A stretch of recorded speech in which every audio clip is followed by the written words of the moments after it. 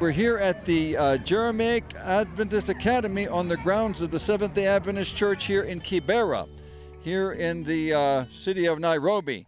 And I have here with me today Brother John, who is the principal of this school. Would you tell us just a little bit about your school, some of the opportunities and challenges that you face here, and also how you are reaching out in our community here?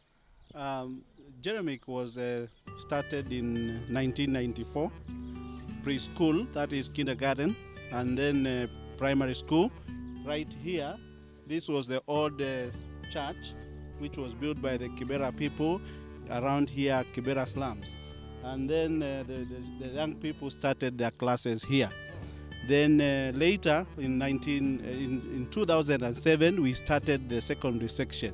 At the moment, the school is quite small. It has 137 pupils in the primary section, and in the secondary section, we have 50 students.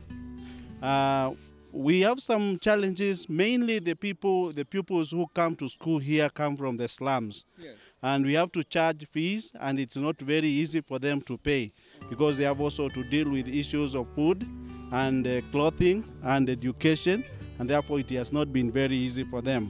So those are some of the challenges, to charge fees when these people already cannot be able to afford. For them to get quality education, we will need to pay also the teachers. So one of the problems again is paying our workers something that can support them. Yes. And therefore it has been very difficult. And getting food. In the past we have been getting food from the World Food Program. But at the moment the program ended, we don't get. So we have to dig deep into our pockets and get a little from our children. But if we could be having food and maybe support in terms of salaries for our workers, then we could lower the fees so that they just pay a small amount. So there could be more students coming even? Of course, okay. Definitely. There are few schools sponsored by church organizations and non-government organizations, and these are many because they pay as little as 200 shillings per month. That is around $2.25.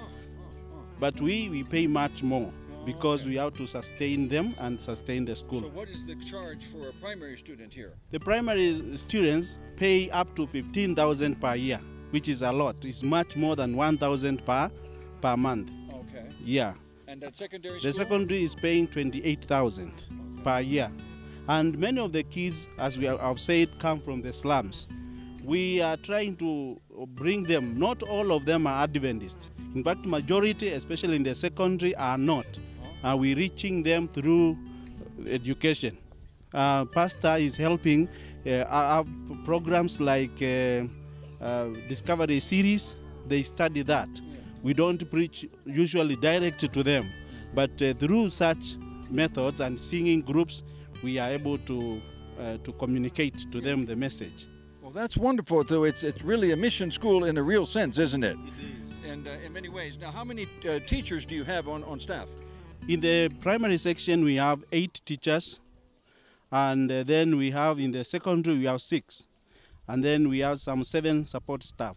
Now, what about supplies like books and library and so on like that? Are these also needs that you have? These are needs we have. We actually have very little. We don't have a lot of textbooks and exercise books. We buy a few from what we get. Others are supplemented by the parents. Okay. Yes. And then each of the children, they need to to come dressed in a uniform then? Yeah, they also need to buy uniform. Yes. Because normally the parents like their children to look presentable, to look like pupils. And therefore that also is a cost. Yes. Some are not able to. As you can see, some are not able to get the right uniform because it's also expensive, because it has to be new. You cannot buy it second-hand. Yes. Now what about the outreach in the community? What are some of the things that your young people are able to do in outreach? You mentioned a singing group and someone like that. What are some things that you're able to do? Mostly what we are planning in the past and what we have been doing in the past is using singing groups and outreach.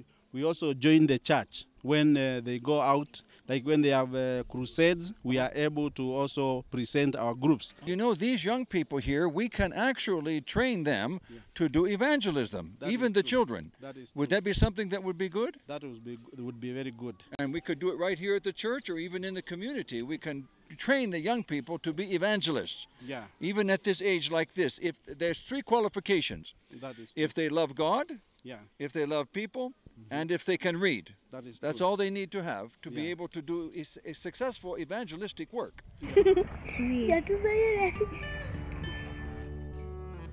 Our experience is that when you teach them, they plant churches very far, but because they will go away from here and go to various places of the country when they grow up.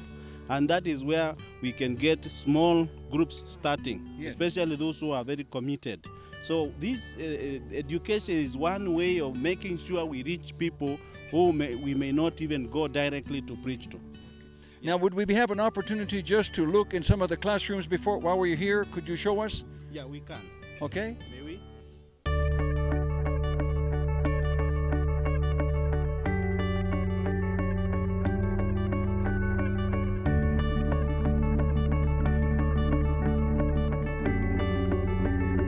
Because you have paid in time, because you have paid at the stage of time.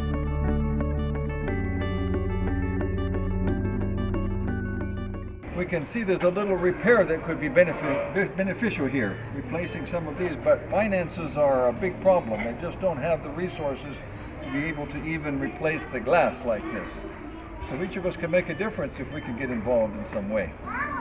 Apart from the spiritual service, we need to serve them health-wise. We have a big area that can be able to serve them. We need to serve them through education. When we get little children, I'm sure we will make them Christians. My appeal is that everybody who has been touched by this commitment can join us, and together we can give hope to these people, to that community. The work is great. It requires dedication and commitment and support. We request our friends to come and help us, to come and worship with us, to come and see what we are doing here on the ground. We minister to many souls, and we want to make this place a place of hope for all people in Kibera.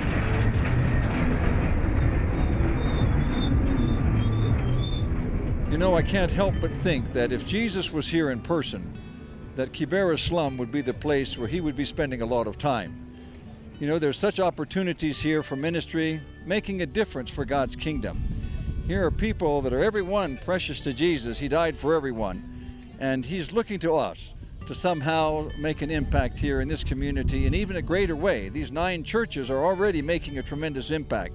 But think of what else could be done in terms of making a difference, helping people to be able to find useful work and employment, to learn parenting skills, to learn about how they can really make a difference in their community here. Even learning how to clean up and to dispose of the trash, and to find ways of being able to have more sanitary conditions. You know, God wants to make a very practical difference in our lives, and this is our opportunity for young and old to become involved.